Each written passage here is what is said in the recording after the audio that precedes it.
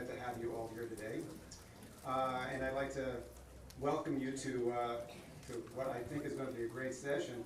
This is, of course, He Said, She Said, the engagement ring shopping experience. And it's something that we did last year, and it was incredibly popular. There was so many raves about it, we decided to have it back again for a second year. I'm sure a lot of people would really like to know what brides and grooms really care about, what they care about most when they're shopping for an engagement ring. And today you're going to have a dose of reality by hearing from some real brides and grooms and their actual experiences with the process. And if you think they all care about the same thing, I think you're going to be in for a big surprise. We're very lucky to have one of the top experts in everything bridal bring this all together for you today. David Liu is the co-founder and CEO of The Knot, the premier media company devoted to weddings, pregnancy, and everything in between. Today, The Knot Wedding Network has become the nation's #1 wedding resource and the most trafficked online wedding destination, with more than 100 million monthly page views and over 1.9 million registered members. Fledgling brands The Nest and The Bump serve these couples after the honeymoon with premium multimedia content for home and pregnancy. I'm very happy to introduce to you for the second year in a row, David Liu. Thank you. Thank you. Now, can I see a quick show of hands of how many people were at the last session? Okay. So let me apologize to y'all first, because there's a lot of slides that were duplicated, and I'm going to try to go through them very quickly, but I also don't want to short shrift some of the information that's in there for those who are coming in for the first time. But I also don't want to steal time away from our panel here, because they are really why I think this session seems to work so well. And so I'm going to go through the initial slides very quickly. If there's any questions you have, we have a booth. I have some staff here who can answer more questions, and the data that we've accumulated should be able to be sent to you if you give us some contact information. And so very quickly, The Knot is the #1 multi-platform brand for weddings. Weddings are a really big business, with jewelry representing a pretty sizable chunk of the $70 billion that's spent on weddings each year. One of the other things that I pointed out in the last session, but it's important to reinforce, is that while there is a significant number of proposals that happen during the holidays, proposals do occur all year round. And so even in the month of July, where 8% of proposals are occurring, you can't really just focus your energies on any one segment. This is not the seasonality of Christmas gifting. A general snapshot of the consumer. Today's bride, average age is 29 years old, 73% college graduates, full-time employed, relatively high household income. Granted, this is slightly skewed because this is a survey coming off of our audience, but we do represent 80% of the consumers, and I think this is actually a good framework to at least look at this consumer group. And then the proposal. This is the mysterious, perplexing kind of social event that occurs that everything revolves around. And just some information that we were able to get from our survey audience of, I think it was close to 20,000 people respond to this survey, but we'll be able to see whether or not we are right from our panels. 57% said the proposal was just the two of them. 27% proposed at home. We're happy to see that the tradition is still alive and well. He asked 77% asked it on bended knee, with 71% asking the permission of the parents or father. 43% of grooms meticulously planned the moment down to every last detail of the proposal, and we are seeing that as a very interesting trend. And 9 out of 10 grooms proposed with the actual ring. And so I'm going to show you some information with regards to the responses that we receive from brides and from grooms, because we wanted to separate the data sets and sort of see whether or not there were consistent responses or if there's anything that was different. And so in our last session, we kind of talked a lot about the product, like what was being purchased. In this one, I think we're delve into a little bit more of how and why, and some of the more mercurial sort of influences. And so let's start with the she said. 35% said that they were not involved and were completely surprised. And fortunately, 9 out of every 10 grooms said that the bride's level they were happy with the level of the bride's involvement. Don't know what the the poor 10th bridegroom thought, but either he was being bullied or he was left sort of at sea without any guidance. But one of the more important sort of data points out of this chart is that over 60% of the women who received the engagement ring last year, had some influence in the actual purchase, either hinted at or sort of, kind of indicated what they wanted, or went out shopping with their fiance outright. And so, again, we've been sort of kind of beating this drum. If you want to service this consumer, you can't ignore the woman. Way too many retailers and designers think that they run ads on SportsCenter, they're going to be able to build an engagement ring business, and we believe that the decision maker is still the woman. And she researches. She's actually educating herself on this ring purchase. 3 out of every 5 brides researches the ring before the proposal. 43% agree that they use the internet extensively to research rings prior to the engagement. And 21% visited ring retailers without their fiancé. What's interesting is if you look at that third bar on the right side, 22% of the brides who are not involved visited a retailer to research the ring. So this is a very important purchase and something that I think they want to be educated on.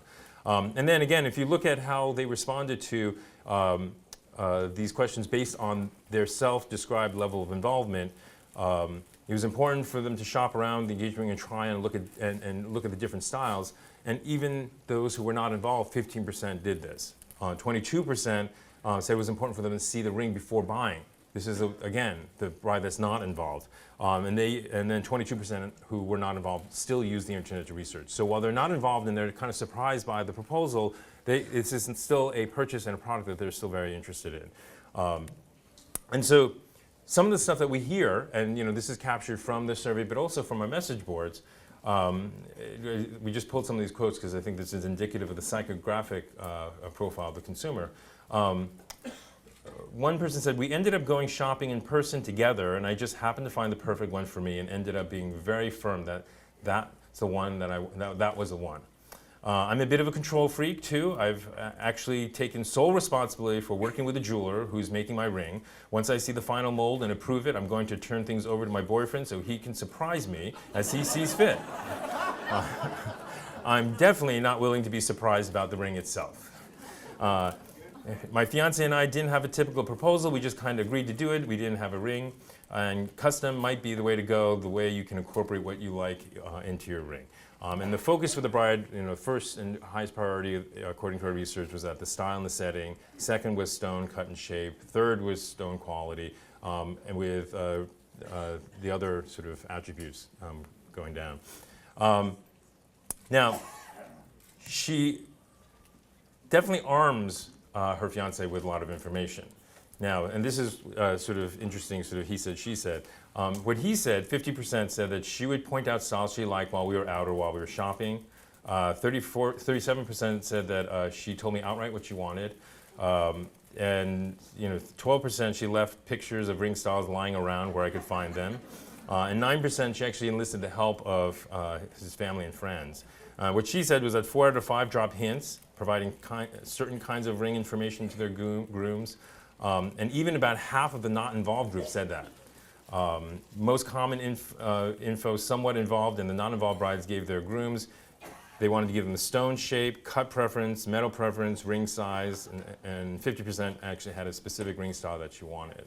And so we go to the he said side. So the guy is actively shopping. She's researching, he's actually shopping. And on average, they search for about 3 months. 16% spend 6 months or more, and the grooms with the not involved brides are likely to spend fewer months. 43% was actually just a month or less. They visit about 4 retailers. Grooms, again, with the not involved brides, where this is just solo, his own decision, was more likely to visit only 1 retailer, which is, again, interesting that, being sort of put to the decision on his own, he basically wants to find that 1 retailer and make the decision with them. And they look at about an average of 27 rings. So this is, they're looking for as much product as possible. And so what, in fact, are they worried about? They're worried about getting ripped off. That was one quote. Another quote, the fact that I knew nothing, absolutely nothing about diamonds whatsoever. The jeweler had to teach me everything while I was there. The only thing that crossed my mind was I getting the best possible deal? Another said whether it would fit. And then another one said, while she picked out the style she wanted and told me the rough size of the diamonds she wanted, she didn't pick out the final ring. I was worried that she still wouldn't like what I picked out. And then being able to afford something that my fiance deserves was another concern. And as we said in the last session, like this is a very anxious purchase. A lot is riding on this. You want it to be perfect, and it's also tied to sort of a moment where you don't know if she's going to say yes, so there's even more anxiety attached to it. So now, the actual shopping experience itself, and this is data that we've seen recurring year over year, it has improved, but it still really swings and weights heavily in favor of the guy. Overall, 59% of the grooms said that they're very comfortable with discussing shopping, evaluating the ring purchase. Only 44% of the women said that. And in fact, if you look at the experience that they had with the retailers, the majority of the grooms said they would most likely, definitely, or probably return to the retailer, whereas a significantly smaller percentage of the women were. And so, to us, this continues to echo the fact that we see that women are being ignored at the retail front because they're not considered the person who's making the purchase. Meanwhile, all the data we've been able to produce and all the information we've seen is that the woman is terribly important in this whole purchase decision, and they're just not being treated so. And that, we think, is a really big missed opportunity.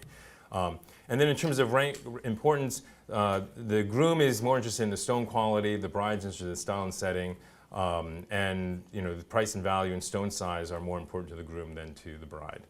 And then who has the most influence on the stone? It's the stone and cut and shape is the bride.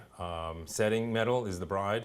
Stone size, it's actually seems to be the groom by a little bit. Most will purchase their stone and their setting with the same retailer. And most rings are purchased either with a local independent jeweler or with a national chain stores. The online purchasing of rings, which I know we've heard a lot about over the years with Blue Nile and things like that, has only represented about 9%, has been steady, has not been growing within our category for the last 4 or 5 years. But the consumer who is purchasing from the national retailer chains versus the independent retailer chains are very different. People who are purchasing at the chains are younger with a lower price point. So it really depends on who you're targeting, what product you're servicing, and how you want to position the service that you're offering. There's a clear difference in terms of the demographic group of people who are actually purchasing with the national chain stores versus the independent jewelers. Now, we did ask also, if you're doing so much research online, which both sides said they did, why weren't you purchasing online? And the number one reason is that people actually wanted to see the ring in person. Obviously, this is a pretty expensive and probably the most expensive jewelry purchase the couple's made. They wanted to be able to see it, and so we don't think that's going to change. That seems to be something that is going to be pretty prevalent. And then the question of degree of customization, this came up in the last session, and I hope to explore this with our panel today. Go very quickly about the metals. White gold, platinum's gone down, white gold's gone up. And then in terms of metals for the bands, we see that there's far more variety for the men. In fact, you're seeing tungsten and titanium and platinum, whereas you're seeing less of that with the brides. And when it comes to bands, wedding bands for brides, the women are very interested in diamonds, whereas for guys, it's much more about the comfort and fit that are the criteria. And then the one key sort of missed opportunity that we've sort of talked a lot about over the years is that only 48% of the brides who received an engagement ring actually was contacted or had any communication from their retailer post the proposal or even post-wedding. And there is a significant amount of jewelry needs that the couple has that's just being unserviced because the retailers are not following up and aren't capturing information and not even reaching out. And we believe that represents a really big missed opportunity, that the consumers are looking for the trusted relationship with the retailer, and this is an opportunity to build that. And so now I want to sort of bring our panels in and introduce them. I think we'll just start from on this side, and if you can just give us your name and a little bit of your background, and when you got engaged or married, and you dive into it. Graham Halen. Lisa Rougeau. I'm 27, she's 25. We met through work, and I don't know, both finished college and. Married yet, or? We're engaged. We got engaged a month ago. Oh, congratulations. Have you set the date? So that's September 15th. So. Okay, cool. maybe- No, that's it. That's That's it? good. Okay. I'm Peter Stack. And I'm Erin Romine. We got engaged in November. We met in law school. We set a date, it's in November. And I'm 27, Erin's 29.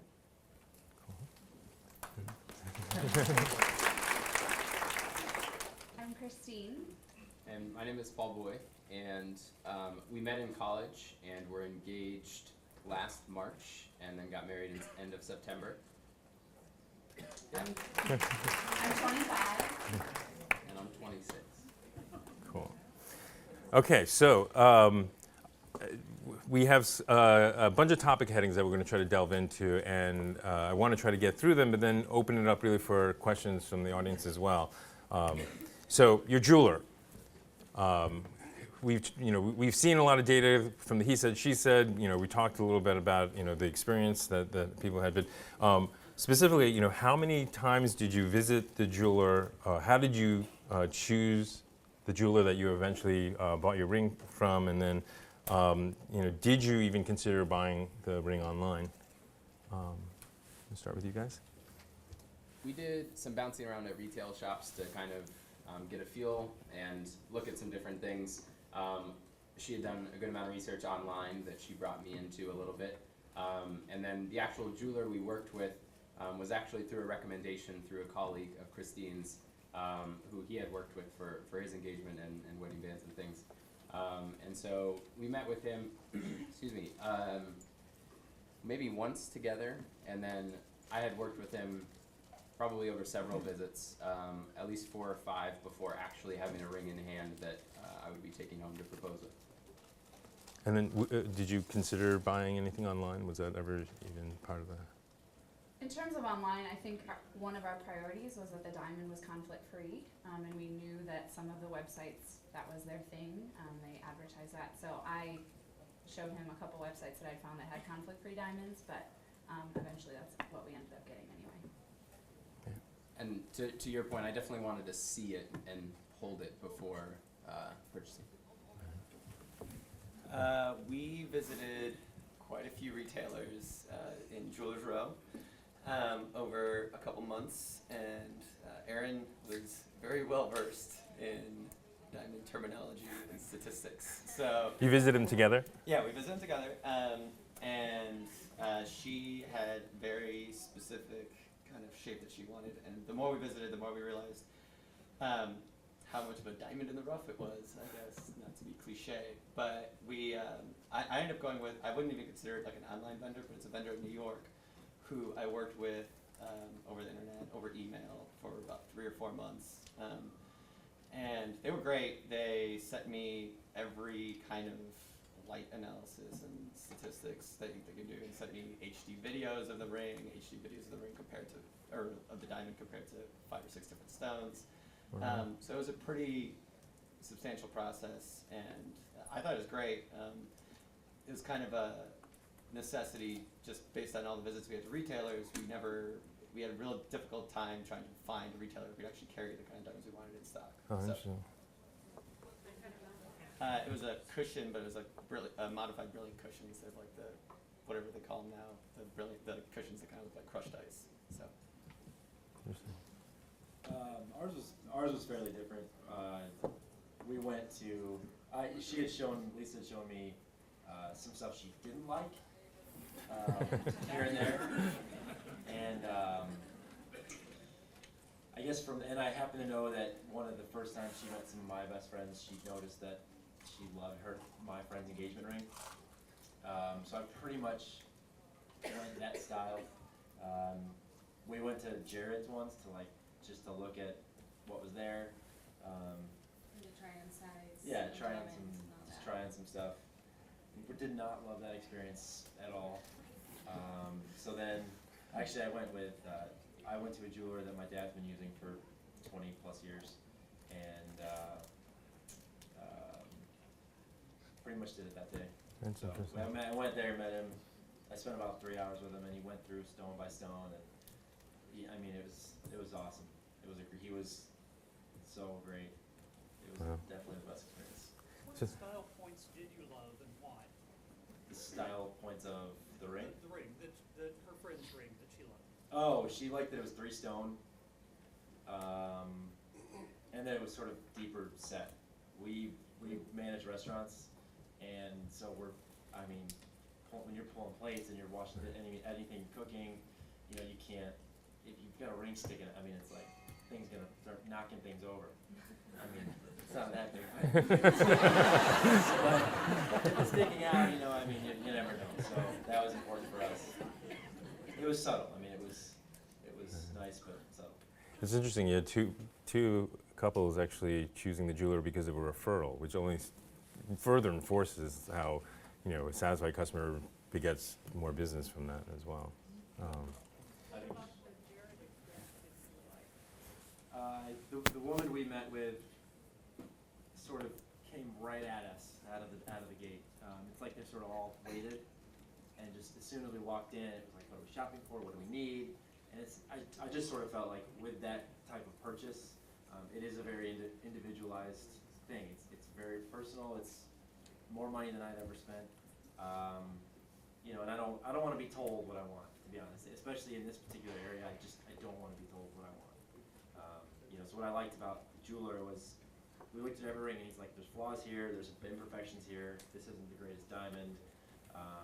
You know, is it worth $200 more for this? Probably not. It's worth $300 more for this one? Probably. But it was very much like in my court, and so I guess with Jared it seemed like every ring was great, so take one. So, what was the biggest anxiety or fear in this process? My biggest anxiety was, I didn't actually get to see the diamond until I bought the whole thing. So Wow. that was obviously kind of an anxiety or fear. I felt confident knowing that, you know, I had a lot of resources that told me, okay, I have a pretty good idea what it's going to look like in person. But the fact that I didn't see it in person, it was still kind of like in the back of my head, like, Right. what if it shows up and it's purple? You know? But how did you find this guy in New York? I think we found him on, we did a lot of research on price scope, and then it's just kind of like known as like an expert on cushions. So Oh, interesting. Okay. Biggest anxiety or fear? Mine biggest anxiety was definitely that there was something about it that you wouldn't like, or certainly the whole thing, I guess, would be a bigger anxiety, but that there was something that wasn't going to be up to snuff, wasn't going to meet her standards. And then it sounds like everyone was involved in the research process. But you know, where would you, the six of you, where would you say you got most of your education or information around this whole purchase? Was it with a jeweler? Was it online? Was it in books or? A combination of online and with the jeweler, because he came on referral and we did have a very personal experience with him. He was like kind of our educator on diamonds and was really great throughout the whole thing, but online too. Where online? Kind of probably did a Google search and used a couple different like jewelry consultants or diamond consultants and looked at the information, the general information about diamonds. I think for us, we got most of our research online. As Peter mentioned before, we found the vendor we went with through PriceScope, which I'm sure a lot of you guys have heard of. It's just a huge jewelry and diamond internet forum. And I probably trolled on there for like 8 hours a day for like 3 months. But yeah, and I think we also learned some things from the vendors that we met locally, and then we took the questions that we had that, you know, we felt maybe they didn't answer fully, and then would ask those questions online or research those questions online too. I researched Blue Nile, just at least to learn about. I don't know anything about it. I didn't know anything. So, and then the combination of the jeweler. I mean, it doesn't tell you a lot about what's maybe the most important characteristic of a diamond, or you know, what the implications are. You know, if the thing's not cut right, then what does that mean? So that's where I got from the jeweler. I got him to sort of focus in on saying, you know, most light's reflected when this is right. Interesting. So onto the ring. What metal did you all choose and why? We went with white gold. Well, I guess I went with primarily due to preference and price. Initially, platinum was the preferred metal, but based on price and then kind of further research, went with white gold. We went with platinum. I don't know if there was like a solid reason other than personal preference, and I know that the idea that you had to recoat white gold every once in a while when it color started to fade, I guess, wasn't a big selling point.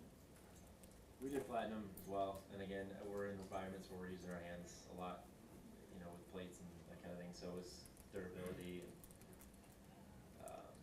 as far as that may not even be the case, as far as I was told in research.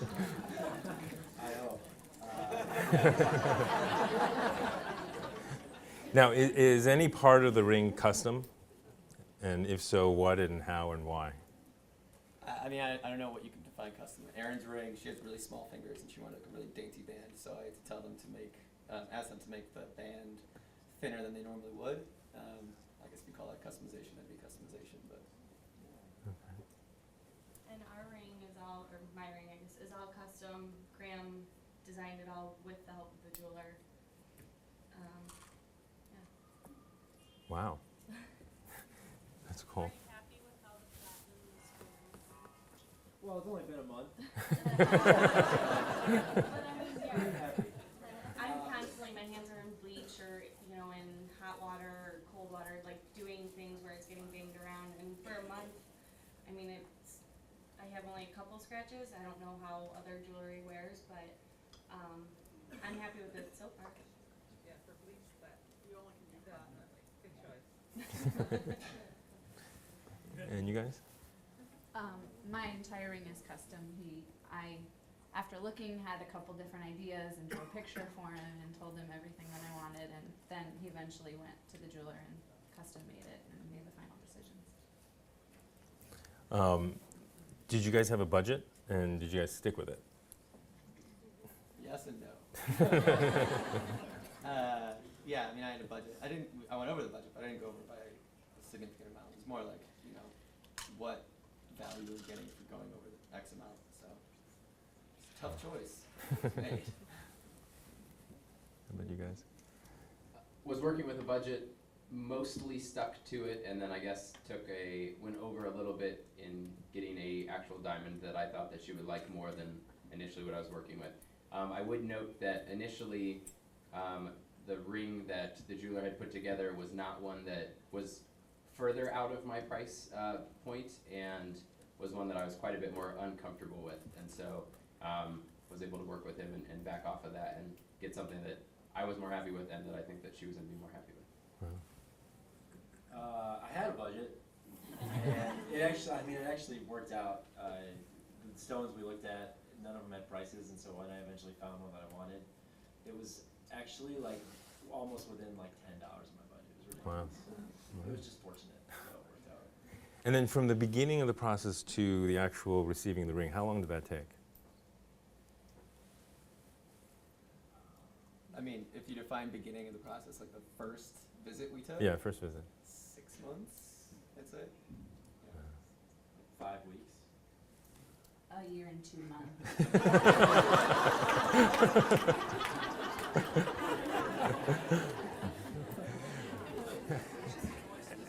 And then, how did you guys?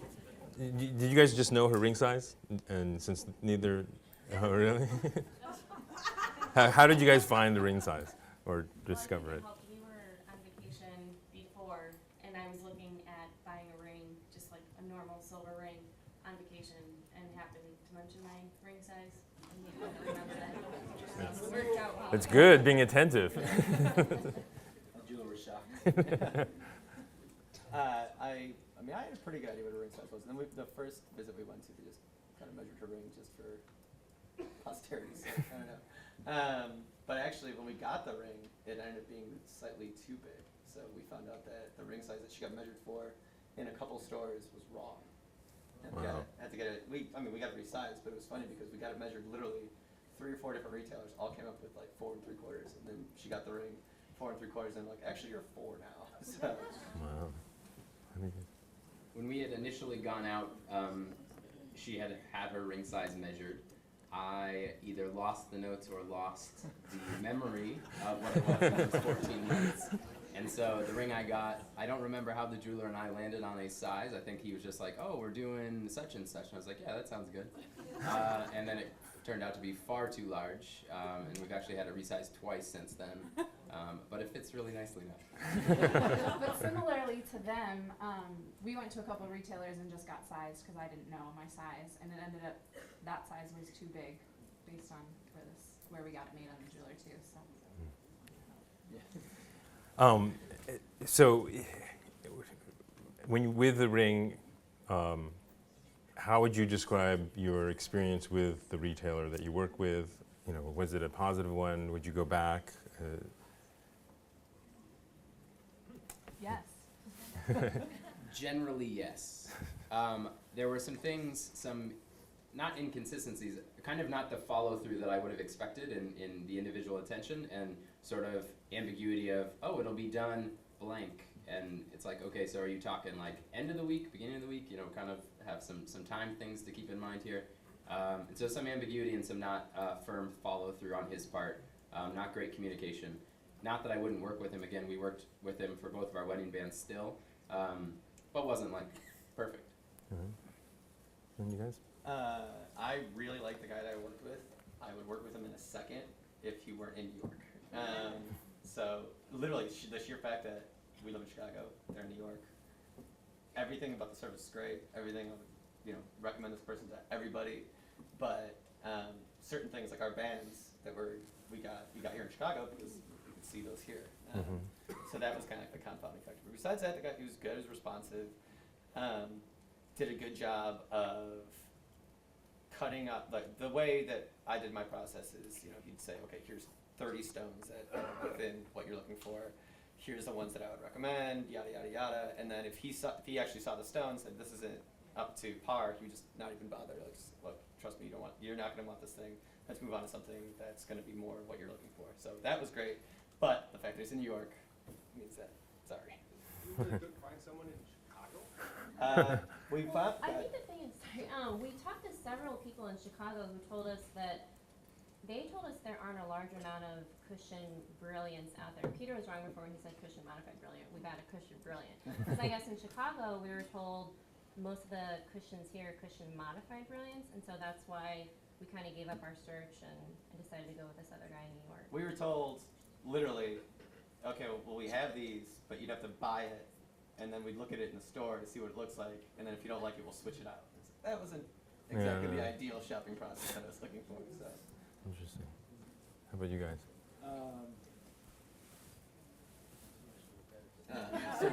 So, yeah, Yes. Were you happy? I got lost Amy- in the road. The service was great. It's been sort of a family for a long time. He followed up. We just met with him this morning, and he cleaned a ring. I mean, we're getting the wedding bands through him as well. I'll probably get her things in 10 years from him as well.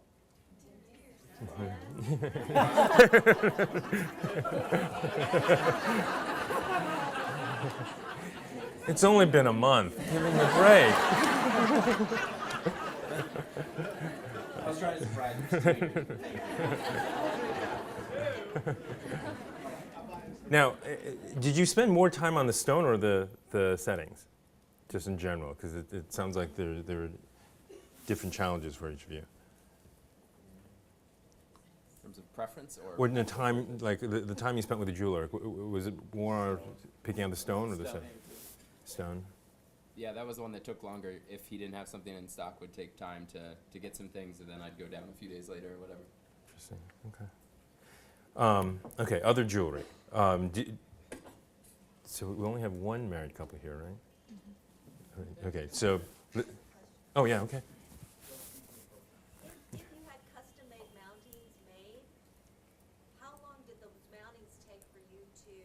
get them the way you wanted them to be? Did you see waxes first, or how did you pick your custom mounting? We got wax molds. I had a wax mold made, and it was, I mean, it was the first time it worked out. I don't know if that helps. Ours was just, I saw it on the computer beforehand, a sort of drawn up image of it. But I kind of, throughout the entire process, have been reassured kind of, you're not paying for anything yet, we're gonna make it. If you don't like it, we're scratching it, and we'll start from scratch for you, so that was comforting. Yeah, I saw a mock-up beforehand, and then that was about the extent of it. I think from the time the stone got to the vendor who's doing the setting until it was finished was like 6 weeks, something like that. I might be up on that as well.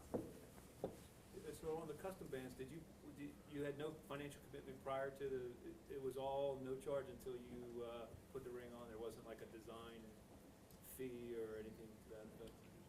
No. Not for the band, no. Yep, nothing. I have another question. Mhm. This couple over here, if you would have had to put a deposit on that custom band to assure that you would do it, would that have bothered you?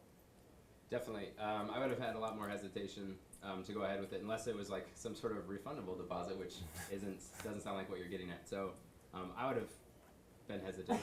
Yeah. Were any of you offered any warranties, and if so, was that important to you? Question was, any warranties, and if so, is that important? We were kind of a lifetime. If you ever have any problem, come back, and we'll take care of you. And that's right. And if, Was not it- that I would wanna sell it, but if we wanted to sell it, he said he would buy it back at the price that he sold it to us at. Was all that in writing? Great question. I'm not sure. However, the reason why I'm okay saying like I'm not sure is that in working with him, and especially with the wedding bands and things, kind of doing some things for free, I have no reason after multiple meetings and throughout the whole process to doubt that he would kind of go back on actually helping us out if we went back. Her band has a warranty on it because it's a different vendor, and that's in writing. And then the stone had kind of like a limited window of like returning it, and then they sent us a third-party appraisal with it, which I actually really appreciated because A, for insurance purposes, and then B, it was kind of like a good recital of exactly what we got, aside from the GIA cert. So. We actually got a third-party appraisal. He sent it to us, which I thought was pretty good. Any warranty? And the warranty, it's similar to the couple on the end. I have no reason to doubt, that would live up to, in my experience, dealings with him, to doubt that he basically said, come back anytime, we'll clean it, fix it. If it's something under it, I'll take it out, I'll reset it, so on and so forth. So Did you guys buy insurance for the ring, or did you guys have riders already in advance, or do you guys have insurance on the ring? We got a rider on our renter's insurance. We actually got renter's insurance, and then we got a rider on our renter's insurance to cover the ring. I initially snuck it, well, not snuck, she knew about it, in under her renter's insurance because I didn't have it at the time, and then we added it to ours at our new place. Now, are any of you planning on buying jewelry for the wedding day itself? And would you be going back to that jeweler for that? Bridesmaids' gifts, groomsmen's gifts? Yeah, I got some earrings and a bracelet, but I didn't go to the same jeweler that did my engagement ring. I am wearing antique jewelry that was passed down, so I'm not getting anything for my wedding day from there. You guys? I wore the earrings that my mom and my grandma wore, and my grandmother's jewelry for the day.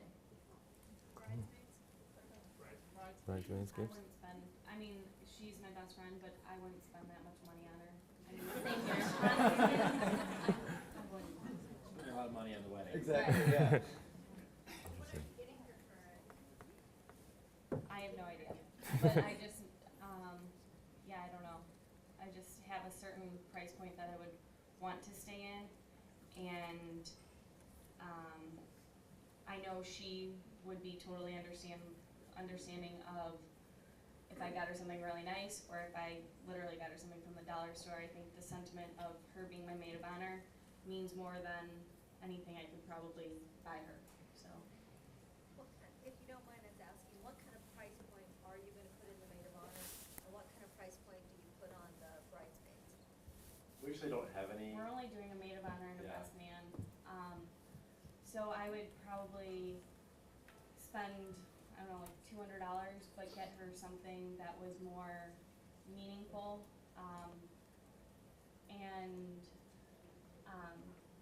I don't really have any idea what, but something, I don't know. You'll get a room full of suggestions. There we go. I had 8 bridesmaids, so my price point was $20. Yeah, I have 5 bridesmaids, including my matron of honor. I'll probably spend about, I don't know, maybe a little over $100 for the matron of honor, maybe between $50 and $60 for the other bridesmaids, not including the fact that I'll also pay for hair or makeup for them, which is like, I don't know, $80 in addition to the gift.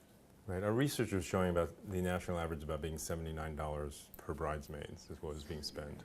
So it seems to be in the range. I really wanted to come back to the question about warranties. We, in the jewelry side, think it's a big deal to you, on the warranty side of it. I just wondered when you were making your purchase, was that a big deal to you? Did anybody bring that up? Was it something you really focused on, or was it really that deep of a concern at that moment? I will say it was a big deal to me, but we're lawyers, so things like that are a bigger deal to us than the general public. But I mean, it was a big deal to me just because the amount of money that you're spending. I wanted some kind of comfort coming from the other side that I wasn't getting hosed. I will say, with warranties, I feel like I've never been able to rely on any warranty for anything, so it wasn't a big deal.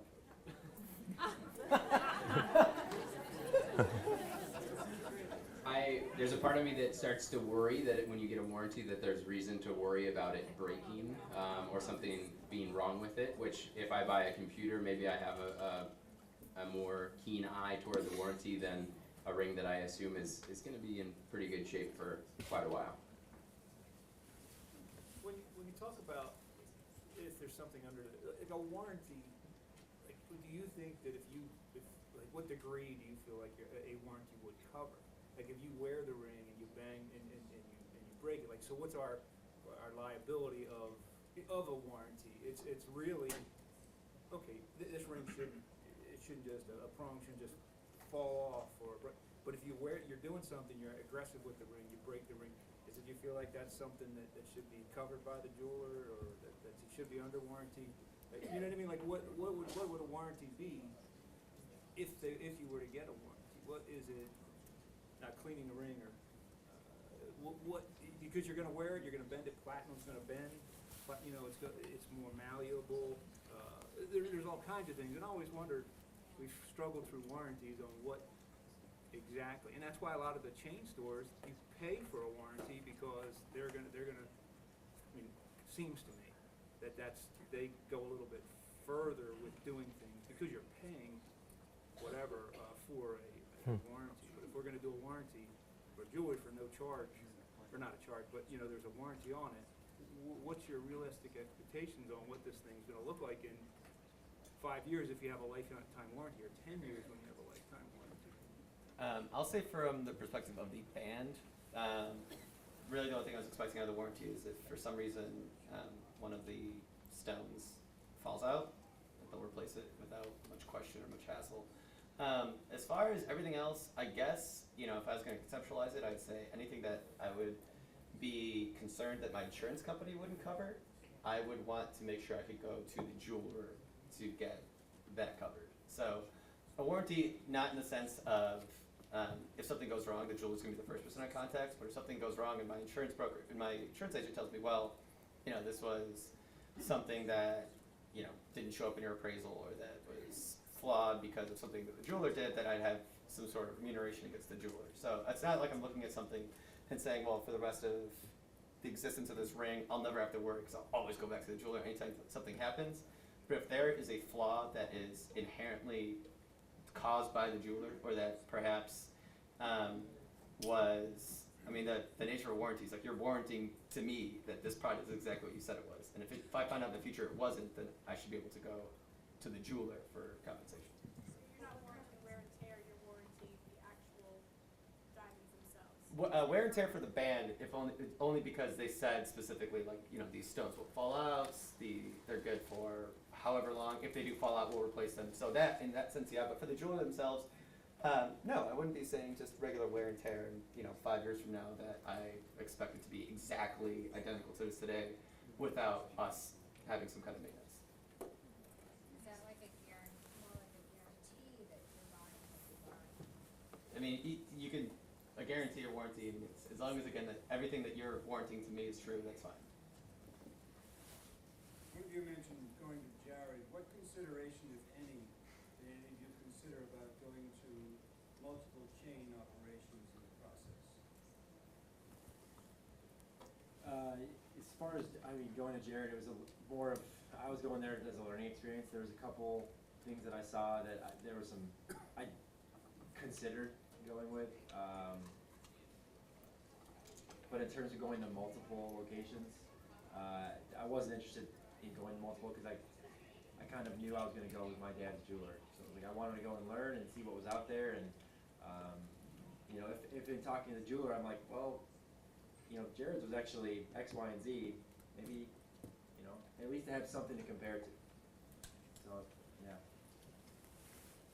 Do you feel that you were adequately instructed on how to properly take care of your piece of jewelry, cleaning, care, feeding, and specifically were the women instructed separately?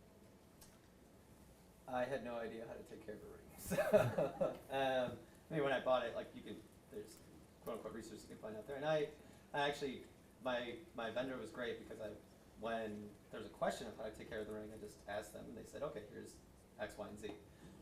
But I actually had to ask them. I don't know, you could probably answer the second part of that about how much you know about it.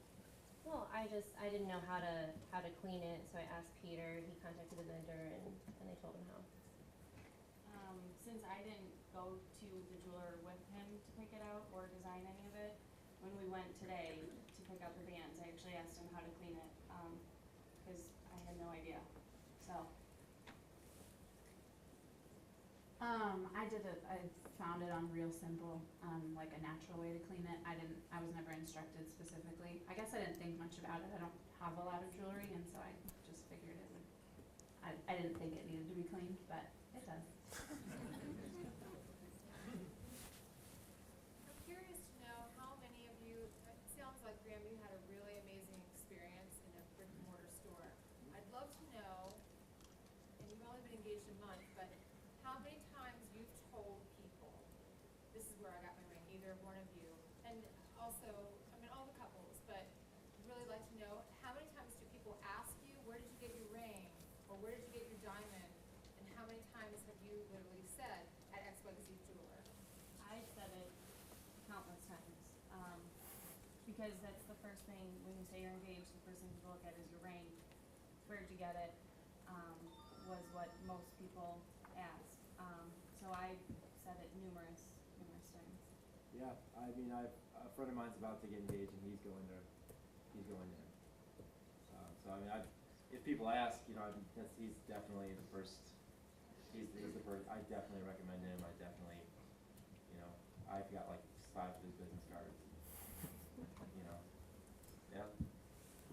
No one's ever actually asked me in real life where I got my ring, but I go to like the knot forums and other like wedding website forums and post pictures of your ring, and I've told probably well over 20 people online, oh, my fiance got it, at this place.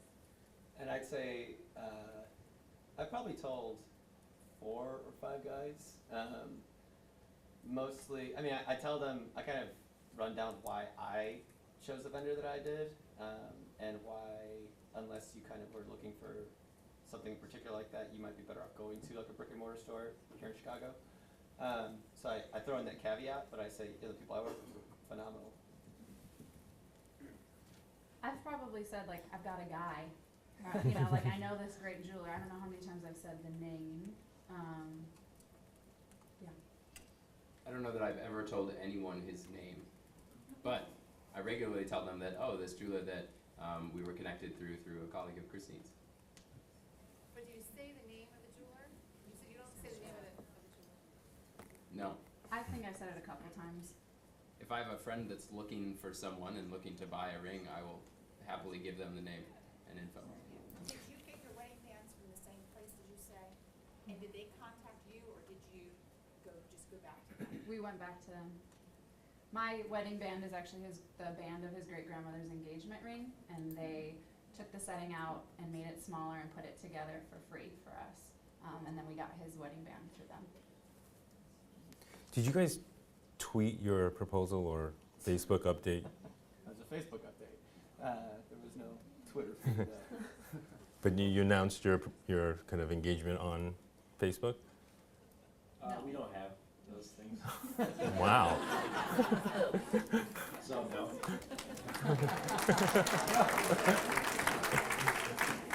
I have both of those things, but I just felt very strongly that I didn't, if you didn't know about it, then I don't want you to know about it, or you know. So I announced that we were married, but I never put that I was engaged on Facebook.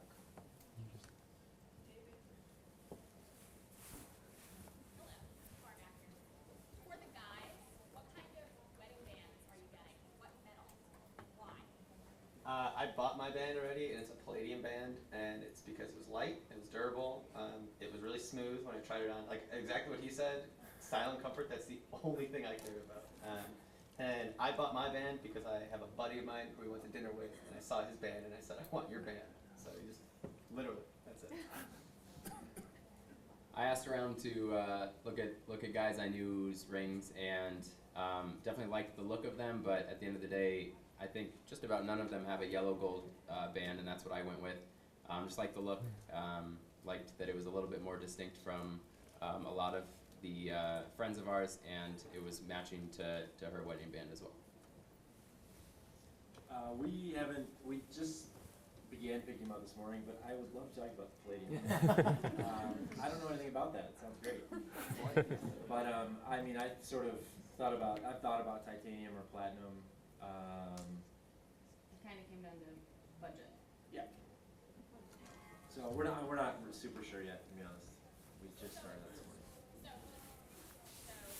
I know you have platinum engagement rings and you have a white gold engagement ring. So it wasn't important for you to ensure that your groom's ring matched your ring? I actually kind of wanted him to get a platinum band, but he really wanted the palladium, and it's his ring, so that was fine with me. Yeah, I really wanted ours to match, but I wanted our wedding bands to match. So I guess it's something I never really considered, because I don't know, it just wasn't really something that was really important, I guess, to us. Any other questions? Yeah, you guys mentioned specifically third-party appraisal. Did you care that it was a third party, or would it have been fine had the jeweler done the appraisal in-house? I would have really cared if it was not a third party. Not that I would assume that a jeweler would do something shady, but it's just, if it's not going to be a big hassle, the amount of comfort it gives me knowing that this person was likely removed from the process is invaluable. Yeah, same. I agree.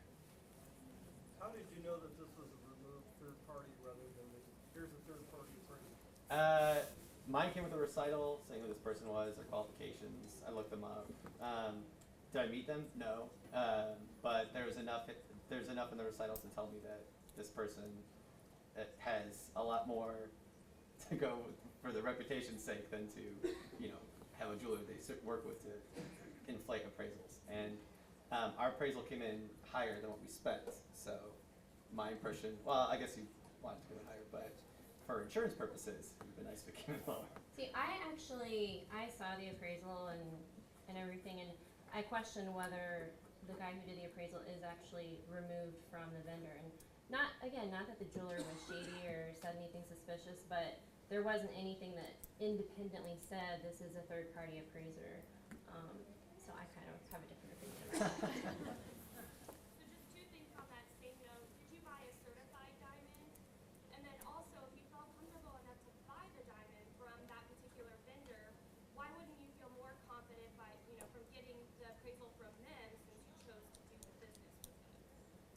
You mean certified, like GIA certified? Correct. Yeah, it's certified. And I mean, it's just, I guess, you're always incentivized if you're giving an appraisal of something that you sold to, even if you have all of the mechanisms of the entire world to say, okay, I'm objective, there's always that air of subjectivity. And I guess if you can remove that, all the better. I think we have time for one more question. I would be curious to know, what was your main driving force in actually purchasing? Was it more or less good customer service that you really vibed well with, or was it more of they had the product that you wanted? I wasn't in love with the customer service, as I think I mentioned earlier, and but they had the product I wanted and a price that was in line with what I was looking at, or what I was interested in. So. Yeah, I think the big thing for me is, he's essentially said, I'll make your ring, and if you don't like it, we'll start over, it's fine. And so I don't put a deposit down, there's no charge, it's essentially saying, I stand by my work, and, the fact that he's willing to sit down for 3 hours in a small room with me and my dad and look at every diamond, was important to me. I'd say it's like 80-20 product service. So certainly the overwhelming aspect of it was the product. Excellent. One more? Okay. How important were payment options for you, like as far as layaway or financing? Getting a refinance? I'd saved up, so that wasn't a thing. Not Financing wasn't an issue. I really liked paying a reduced price for cash. Oh yeah, that I liked. All right, like everyone to thank our three couples for taking their time today. Thank you guys.